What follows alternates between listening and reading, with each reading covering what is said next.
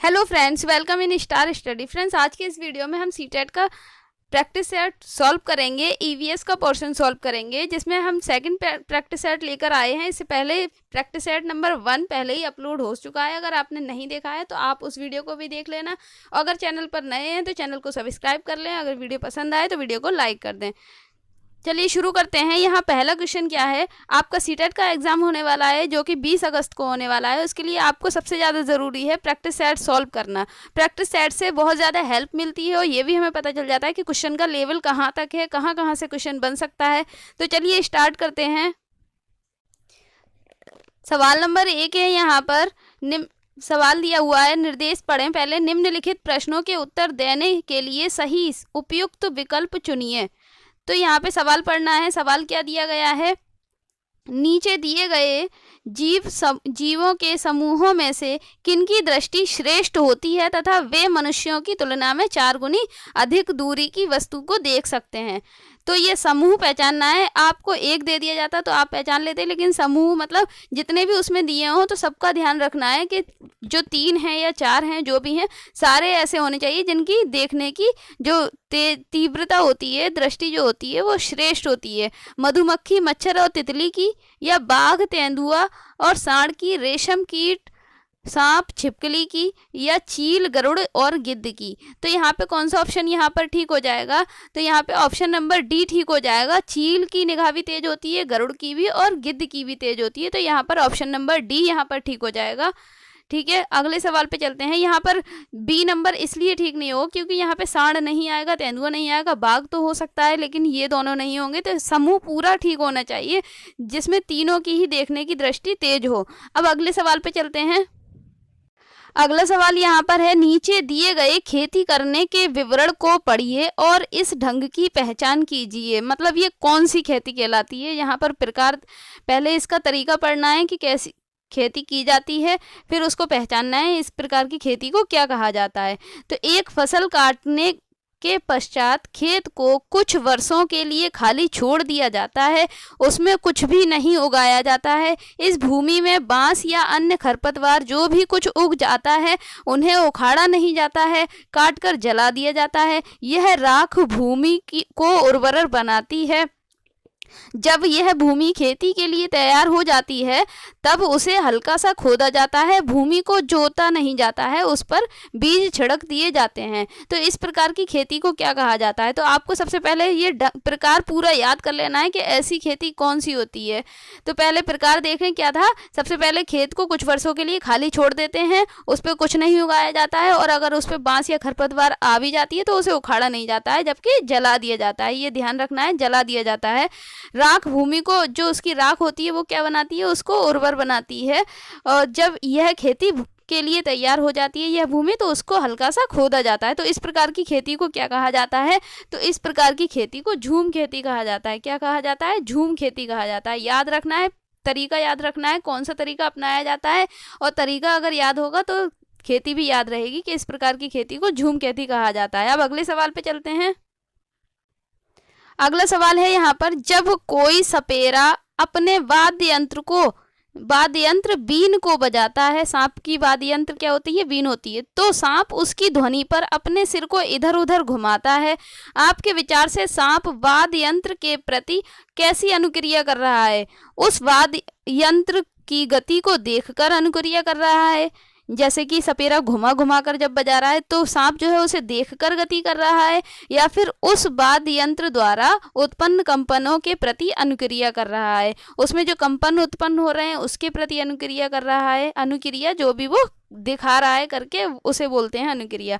उस वाद्य यंत्र को सूंघ कर रहा है, या फिर उस वाद्य यंत्र की ध्वनि को सुनकर। तो यहाँ पर कौन सा ऑप्शन ठीक हो जाएगा?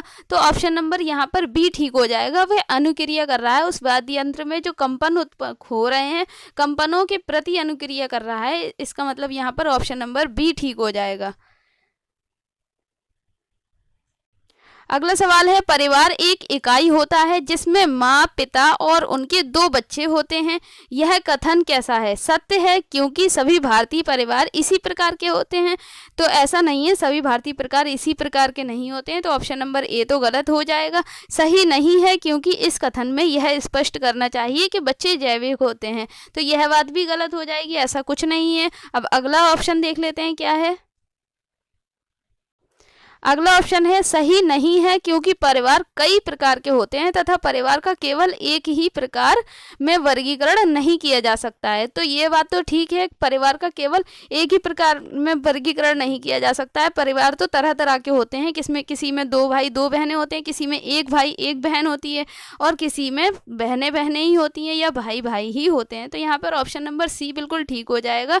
यह बात बिल्कुल सत्य है क्योंकि परिवार कई प्रकार के होते हैं तथा परिवार केवल एक ही प्रकार में वर्गीकरण नहीं किया जा सकता है।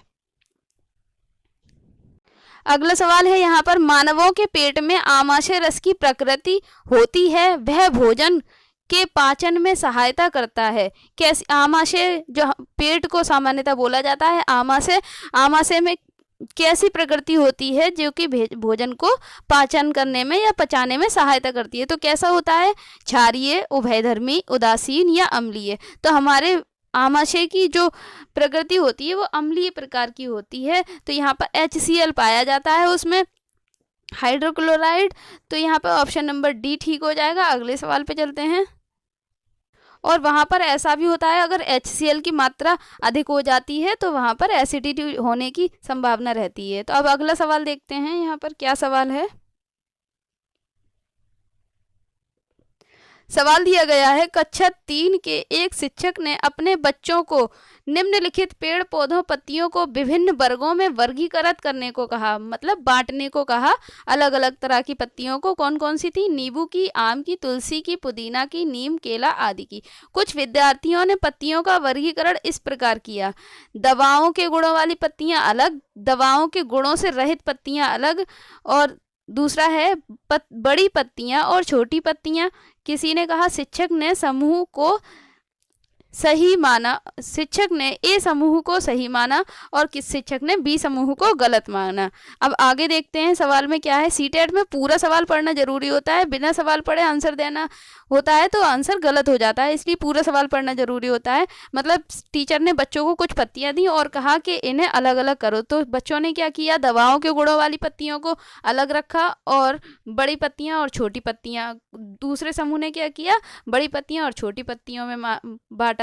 तो शिक्षक ने जो ए समूह वाले बच्चे थे उनको सही माना। तो यहाँ पर आगे पढ़ते हैं, सवाल में क्या कह रहा है। निम्नलिखित कथनों में से कौन सा कथन अधिगम और आकलन के प्रति शिक्षक के दृष्टिकोण को प्रतिबिंबित करता है? देखते हैं यहाँ पे ऑप्शन क्या दिए गए हैं। यहाँ पर ऑप्शन है, वर्गीकरण का काम बहुत विशिष्ट और स्त्रीकृत है तथा इसका एक ही सही उत्तर होता है। दूसरा सवाल है, यह क्रिया कलाप पत्तियों से सूचना ग्रहण करने पर केंद्रित है, इसका भिन्न अर्थ लगाया जा सकता है। बच्चे बहुत प्रकार के संदर्भों को कक्षा में ले जाते हैं, उनकी सराहना होनी चाहिए। अपने अनुभवों पर निर्भर करते हुए बच्चे वर्गीकरण के बहुत से तरीकों का उपयोग कर सकते हैं। तो यहाँ पर कौन सा ऑप्शन ठीक हो जाएगा? तो एक टीचर के होने के नाते आपको अधिगम और आकलन करना है, तो इसके अनुसार आपको क्या आंसर देना होगा? बच्चों को फ्री कर देना है, वे अपने अनुभवों पर निर्भर होते हुए बच्चे क्या करेंगे? वर्गीकरण के बहुत से तरीकों का उपयोग कर सकते हैं, वो फ्री हैं, वो किसी भी प्रकार के तरीके से अपना अनुभव कर सकते हैं, कि वर्गीकरण उनका कर सकते हैं। जो भी उनको काम दिया गया है, जो भी पत्तियां दी गई हैं, उसको वे अपने अनुभव के अनुसार प्रयोग मतलब वर्गीकरण कर सकते हैं। तो आपको इसी का अधिगम और आकलन के प्रति दृष्टिकोण से संबंधित है। यहाँ पर सवाल दिया गया है, पर्यावरण अध्ययन की अपनी कक्षा में समूह क्रिया कलाप का निर्माण करते हुए आप निम्नलिखित विचारों में से किनका ध्यान रखेंगे?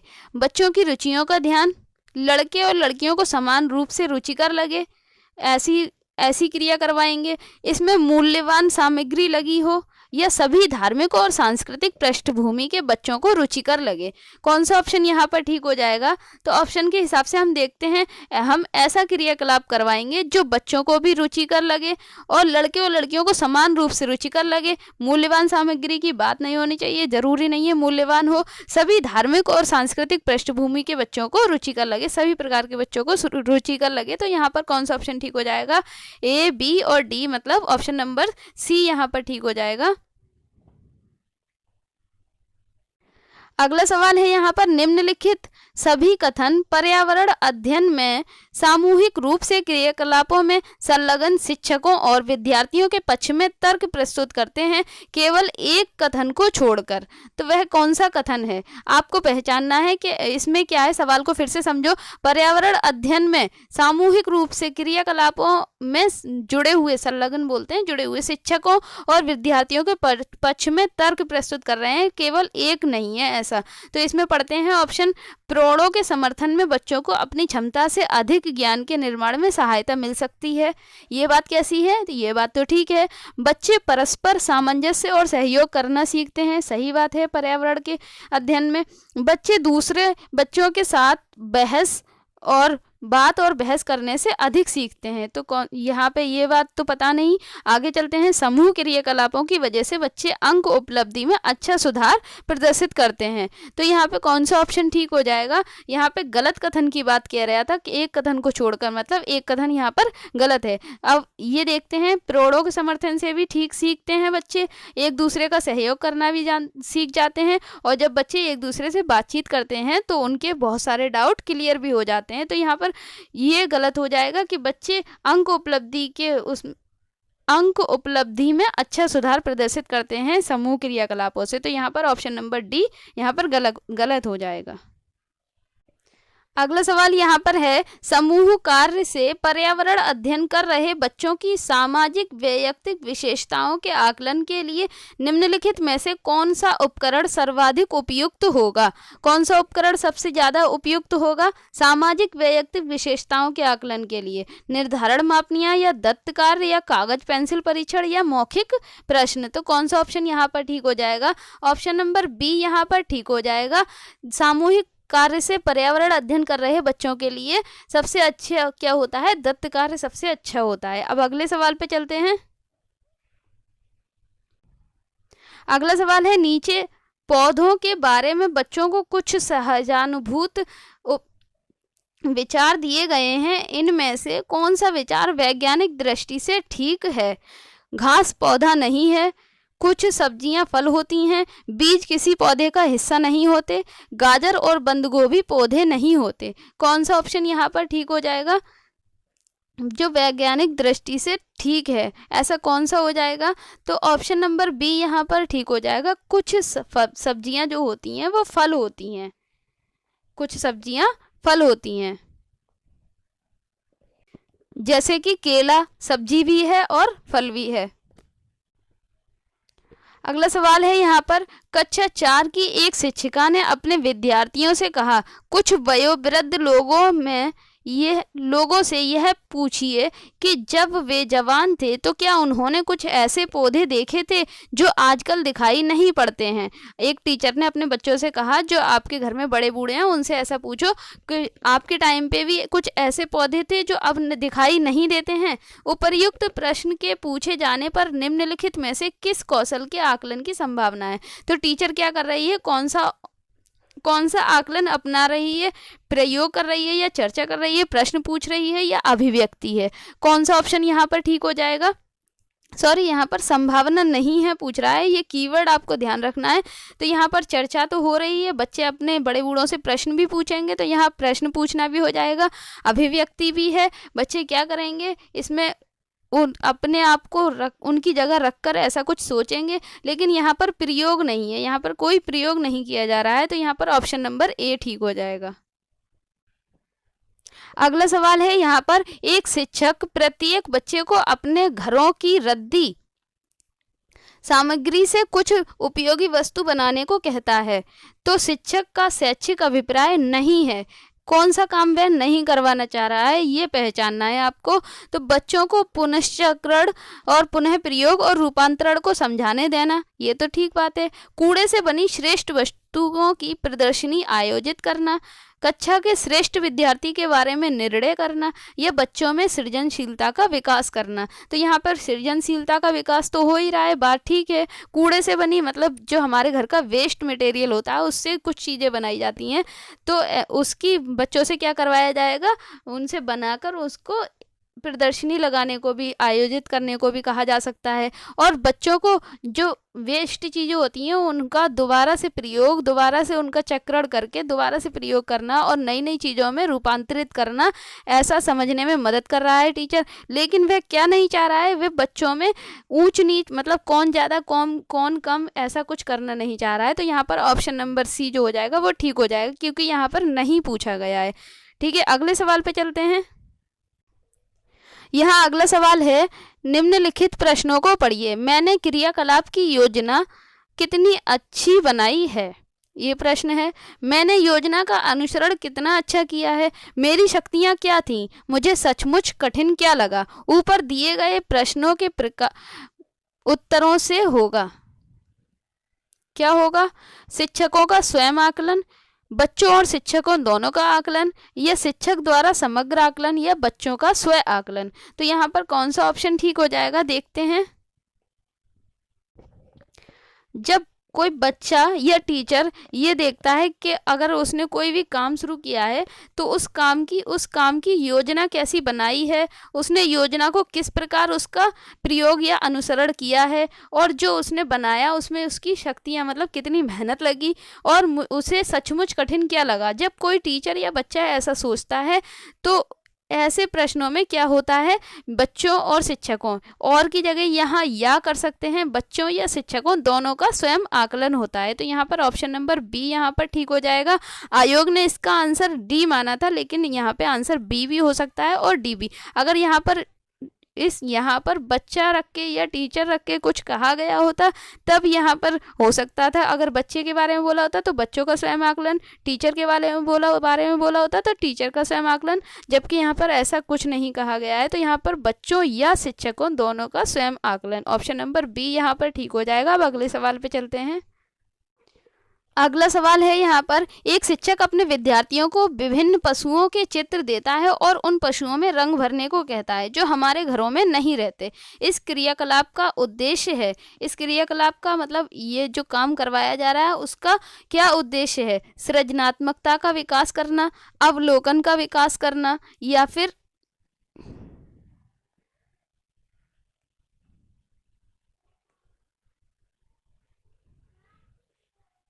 वर्गीकरण कौशल का विकास करना, या डाटा संग्रह का विकास करना। तो यहाँ पर कौन सा ऑप्शन ठीक हो जाएगा, वह बच्चों से सृजनात्मकता भी करवा रहा है, क्योंकि बच्चे जब कलर कर रहे हैं तो अपने अनुसार अलग अलग तरह के कलर करेंगे, और वह बच्चे जो हैं अलग अलग जानवरों में अलग अलग तरह के कलर करेंगे। तो वर्गीकरण कौशल का विकास हो गया। अवलोकन, वे देखेंगे कौन सा जानवर कैसा दिखता है, कौन सा जानवर कैसा दिखता है, तो ये अवलोकन का विकास हो गया। और डाटा संग्रह मतलब वो डाटा संग्रह तो कहीं पे कुछ लिख तो रहे नहीं है, वो सिर्फ उनमें कलर कर रहे हैं। तो यहाँ पर ऑप्शन नंबर कौन सा ठीक हो जाएगा, यहाँ पर हमारा ए ठीक है, बी ठीक है और सी भी ठीक है, डी ठीक नहीं है। तो यहाँ पर हमें ए और बी और सी किस में मिल रहे हैं, तो ऑप्शन नंबर डी में हमें ये तीनों मिल रहे हैं, ए बी सी। यहाँ पर ऑप्शन नंबर डी ठीक हो जाएगा। अब अगले सवाल पे चलते हैं। अगला सवाल है यहाँ पर, पर्यावरण अध्ययन के पाठ्यक्रम जिसे 6 उपविषयों के चतुर्दिक निर्मित किया गया है, पौधे और पशु को जानबूझकर परिवार एवं मित्र उपविषय के अंदर सम्मिलित किया गया है। जो पर्यावरण अध्ययन का जो सिलेबस है उसमें 6 उपविषय होते हैं, जिसमें पौधे और पशु को किसमें शामिल किया गया है, परिवार एवं मित्र में शामिल किया गया है। इसके लिए निम्नलिखित में से एक छोड़कर शेष सभी कारण हो सकते हैं। एक कारण कौन सा ऐसा नहीं है जो इसके अनुसार नहीं हो सकता है। तो ऑप्शन पढ़ लेते हैं कौन कौन से हैं। यहाँ पर जो नहीं होगा उसी पर टिक करना है। इस बात को उभारना कि किस प्रकार कुछ समुदायों के जीवन और आजीविकाएं विशेष पशुओं या पौधों से घनिष्ठ रूप से जुड़े हैं, ये बात तो ठीक है। ये सारी चीज़ें जो हैं, जो जानवर और पशु होते हैं वो एक दूसरे पर डिपेंड होते हैं। कुछ चीज़ें हमें उनसे प्राप्त होती हैं, इसीलिए वे हमारे मित्र कहलाते हैं। अब आगे चलते हैं। आगे क्या है, विद्यार्थियों को विज्ञान के दृष्टिकोण से पौधों और पशुओं को समझने में सक्षम बनाना। ये वाला भी उद्देश्य ठीक है, ये भी ठीक है। अब अगला पढ़ते हैं, क्या है, ऐसा हमें कौन सा पहचानना है जो इसका आंसर नहीं है। सामाजिक और सांस्कृतिक संदर्भ में पौधों और पशुओं के स्थान निर्धारित करने में विद्यार्थियों की सहायता करना, या फिर इस बात को उभारना कि किस प्रकार मनुष्य एक दूसरे से घनिष्ठ संबंधों में साझा करते हैं। तो यहाँ पर ये बात भी ठीक है, डी नंबर भी ठीक है, बी भी ठीक है और ए भी ठीक है। तो इसका मतलब यहाँ पर ऑप्शन नंबर कौन सा ठीक हो जाएगा, सॉरी, यहाँ पर ये ऑप्शन नंबर सी ठीक है, क्योंकि सामाजिक और सांस्कृतिक संदर्भ में पौधे और पशु जो होते हैं वो स्थान निर्धारित करते हैं हमारे सामाजिक जीवन में। ऐसा बच्चों को बताना और ऐसा इसमें सिलेबस में शामिल करने से क्या होता है, विद्यार्थियों को ये समझने में बहुत ज़्यादा सहायता मिलती है। तो यहाँ पर कौन सा ऑप्शन ठीक हो जाएगा, इस बात को उभारना कि किस प्रकार मनुष्य एक दूसरे से घनिष्ठ संबंध रखते हैं। तो यहाँ पर सिर्फ मनुष्य एक दूसरे से संबंध रख रहे हैं, तो यहाँ पर ऑप्शन नंबर डी यहाँ पर बिल्कुल गलत हो जाएगा। पौधे और पशु जो होते हैं वो एक दूसरे से घनिष्ठ संबंध रखते हैं, और पौधे और पशुओं को समझने में ये जो होता है वो अच्छी तरह से हमें सक्षम बनाता है, विद्यार्थियों को सक्षम बनाता है। अगले यहाँ पर ये ऑप्शन नंबर डी ठीक हो जाएगा। अब अगले सवाल पर चलते हैं। अगला सवाल है यहाँ पर, पर्यावरण अध्ययन के शिक्षण अधिगम में सर्वेक्षण का उद्देश्य है समुदाय के साथ अन्योन्य क्रिया का अवसर प्रदान करना। सर्वेक्षण का उद्देश्य पूछा जा रहा है यहाँ पर, बच्चों को विभिन्न लोगों के प्रति संवेदनशील बनाना, सूचना को प्रत्यक्ष प्राप्त करने का अवसर प्रदान करना, आकलन के एक अवसर के रूप में इसका उपयोग करना। तो यहाँ पर कौन कौन से ऑप्शन ठीक हैं जिसको हमें आंसर में मिलाना है। तो यहाँ पर कौन सा ऑप्शन ठीक हो जाएगा, ऑप्शन नंबर, यहाँ पर पहले समझना है, समुदाय के साथ अन्योन्य क्रिया का अवसर प्रदान करना, ये बात भी ठीक है। बच्चों को विभिन्न लोगों के प्रति संवेदनशील बनाना, ये बात भी ठीक है। सूचना को प्रत्यक्ष प्राप्त करने का अवसर प्रदान करना, ये बात भी ठीक है। आकलन के एक अवसर के रूप में इसका उपयोग करना, मतलब यहाँ पर चारों ऑप्शन ठीक हैं, ए बी सी डी। तो यहाँ पर ऑप्शन नंबर सी यहाँ पर ठीक हो जाएगा, जिसमें हमें ये चारों मिल रहे हैं। अगला सवाल यहाँ पर दिया गया है, सवाल में लिखा है कि 18 से 20 तक, निर्देश में लिखा है कि 18 से 20 तक जो हैं वो सवाल इस अवतरण पर आधारित हैं। तो पहले हमें इसको पढ़ लेना है। यहाँ से हमें 18 से 20 तक 3 आंसर देने हैं, तो इसको पढ़ लेते हैं। शिक्षक द्वारा प्रदर्शित एक कटोरे में पानी उबालने और उसका बाष्पीकरण हो जाने पर, जब पानी उबलता है तो उसका बाष्पीकरण हो जाता है, और इसको देखने के बाद 7-8 वर्ष के बच्चों के द्वारा अलग अलग प्रकार के उत्तर दिए गए हैं। तो किसी ने कहा पानी गुम हो गया, किसी ने बोला कटोरे ने पानी सोख लिया, और किसी ने बोला आग ने पानी पी लिया, किसी ने बोला भगवान ने पानी पी लिया।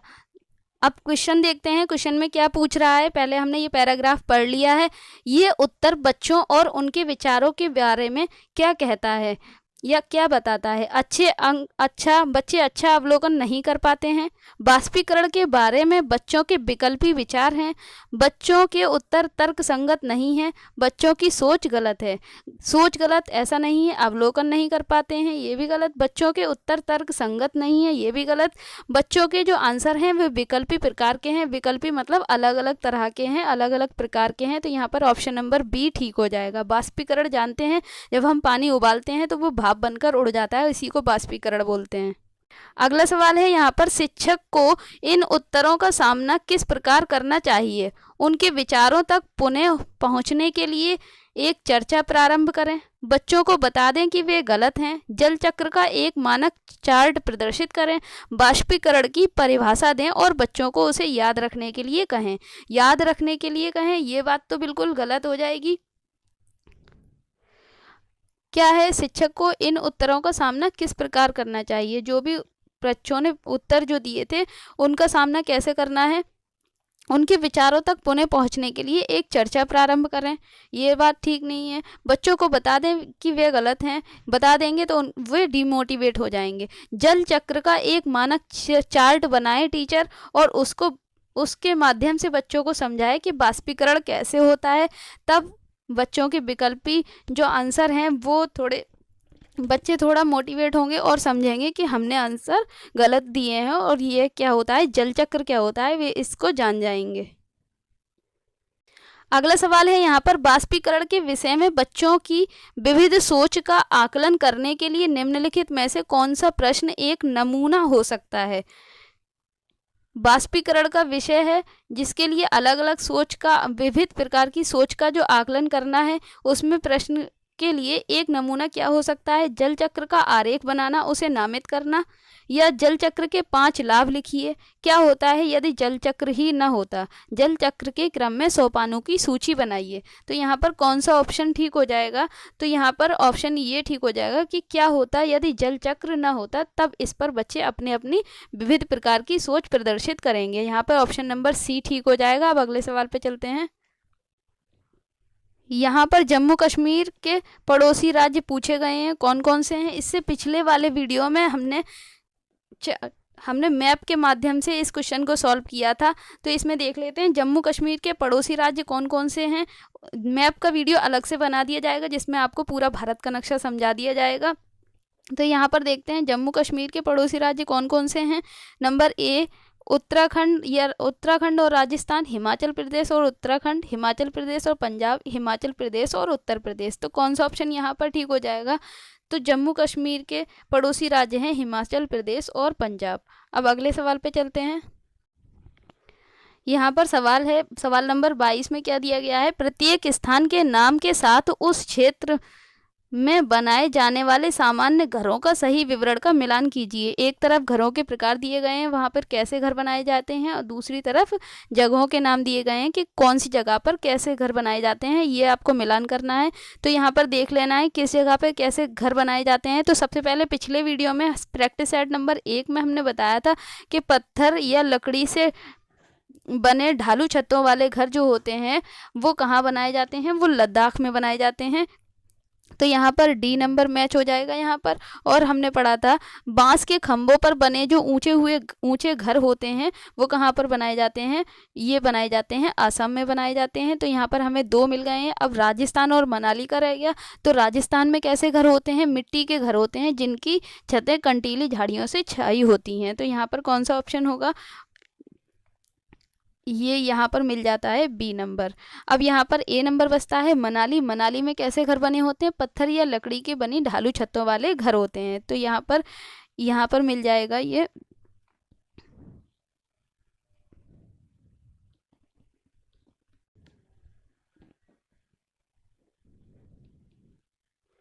ए नंबर में।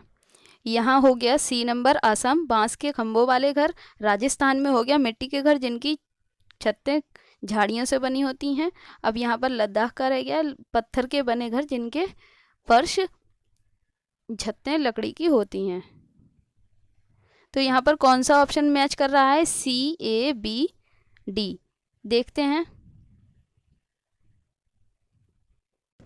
यहाँ पर ABCD से नहीं नंबर से दिया गया है, तो नंबर देख ले, इसको इस तरह से मिलान कर लेते हैं।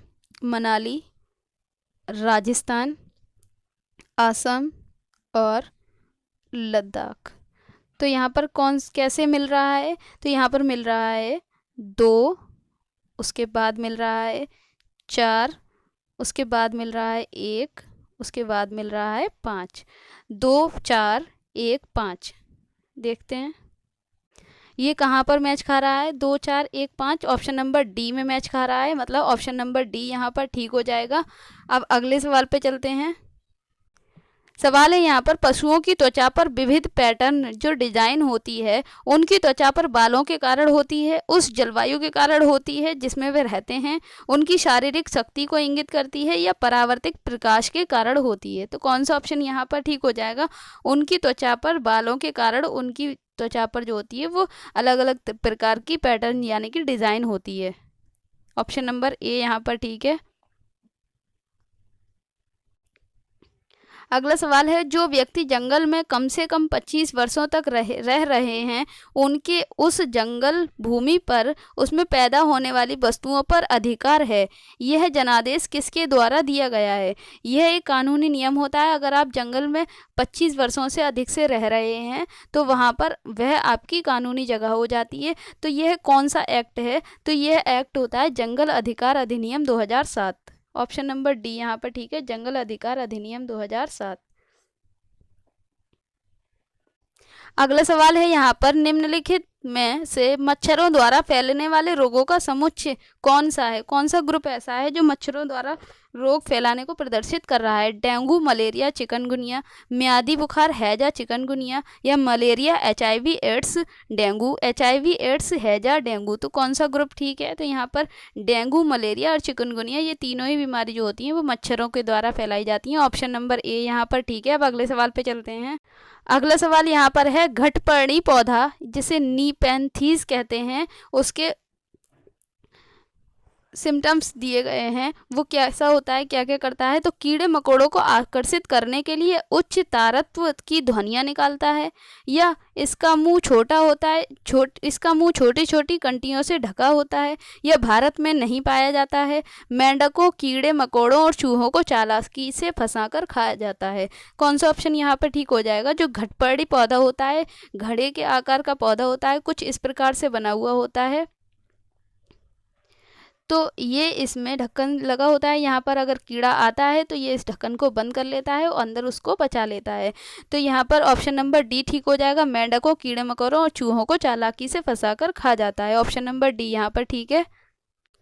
अगला सवाल है यहाँ पर, खाद्य पदार्थों के किस समुच्चय में लौह तत्व प्रचुर मात्रा में पाया जाता है? कौन सा ऐसा समूह है जिसमें आयरन अधिक मात्रा में पाया जाता है, प्रचुर मात्रा में पाया जाता है? तो बंद गोभी, भिंडी, गुड़ या आंवला पालक गुड़, आंवला पालक आलू या आंवला आलू और टमाटर। कौन सा ऑप्शन यहाँ पर ठीक हो जाएगा? तो आंवला पालक और गुड़, इसमें आयरन प्रचुर मात्रा में पाया जाता है। ऑप्शन नंबर बी यहाँ पर ठीक हो जाएगा। अब अगले सवाल पे चलते हैं। अगला सवाल है यहाँ पर, हमारे देश के लगभग सभी भागों में मिर्च का उपयोग भोजन पकाने में किया जाता है। ये हमारे देश में मिर्च को लाने वाले व्यवसायी कहाँ से आए थे? ऑस्ट्रेलिया से, उज्बेकिस्तान से या दक्षिण अमेरिका से या अफगानिस्तान से? मिर्च को जो हमारे देश लेकर आए थे वो कहाँ के व्यापारी थे? तो वो थे दक्षिण अमेरिका, साउथ अमेरिका के थे। ऑप्शन नंबर सी यहाँ पर ठीक है। अब अगले सवाल पे चलते हैं। अगला सवाल है यहाँ पर, निम्नलिखित में से कौन सा पक्षी कैक्टस पौधे के कांटों के बीच अपना घोंसला बनाता है? फाख्ता, शकरखोरा, बया या कलचिड़ी? कौन सा ऑप्शन यहाँ पर ठीक हो जाएगा? तो कैक्टस के पौधों के बीच फाख्ता अपना घोंसला बनाती है। ऑप्शन नंबर ए यहाँ पर ठीक हो जाएगा। इस वीडियो का आखिरी सवाल है, अगर वीडियो पसंद आया हो तो वीडियो को लाइक कर देना, अपने फ्रेंड्स में शेयर कर देना। अगर चैनल पर नए हैं तो चैनल को सब्सक्राइब कर लेना। यहाँ पर आखिरी सवाल है, किसी पशु के विषय में दिए गए विवरण को पढ़िए और पशु को पहचानिए। यह भालू जैसा दिखता है परंतु भालू नहीं है। यह दिन में 17 घंटे वृक्षों की शाखाओं से उल्टे लटक कर सोता है। यह जिस वृक्ष पर रहता है उसी की पत्तियाँ खाता है। यह लगभग 40 वर्षों तक जीवित रहता है। ये गुण किसके हैं? स्लॉथ के हैं, लंगूर के हैं, चिंपैंजी के हैं या पेंडा के हैं? तो यह कौन सा जानवर होता है? ये स्लॉथ होता है, जो कि भालू की तरह तो होता है लेकिन भालू नहीं होता है। 17 से 18 घंटों पर बच्चों की शाखाओं पर उल्टे लटक कर सोता है और जिस वृक्ष पर रहता है उसी की पत्तियां खाता है। ऑप्शन नंबर ए यहाँ पर ठीक हो जाएगा। इस वीडियो में इतना ही। इसके बाद CDP का और हिंदी का वीडियो आएगा, प्रैक्टिस सेट नंबर 2।